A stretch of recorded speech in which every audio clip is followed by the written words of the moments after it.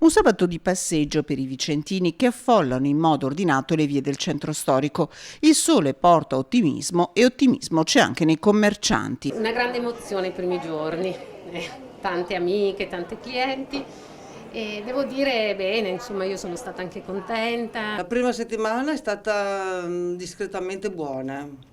La gente, vedo che l'entusiasmo, un piacere ce l'ha. Nel mio negozio devo dire che ho delle belle soddisfazioni. Devo dire che io da quando ho riaperto ho sempre avuto clienti che hanno voglia di tornare, hanno voglia di acquistare, hanno voglia di normalità. La gente dimostra di aver voglia, ha voglia di riprendersi anche le piccole cose, tipo un gioiellino, anche qualche cosa che la faccia sentire finalmente libera.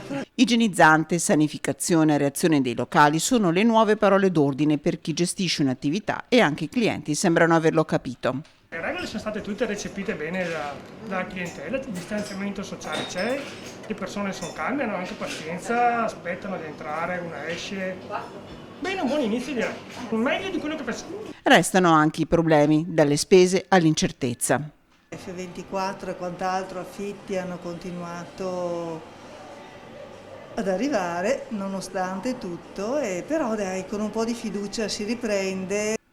Ma che ci sia voglia di vita lo dimostra questo piccolo aneddoto. L'altro giorno era entrata una ragazza di corsa intimorita, mi ha detto: signora, io mi sposo sabato, so che è poco tempo, ma ho avuto l'ok del pranzo, non vogliamo rinunciare, mi fa le bomboniere.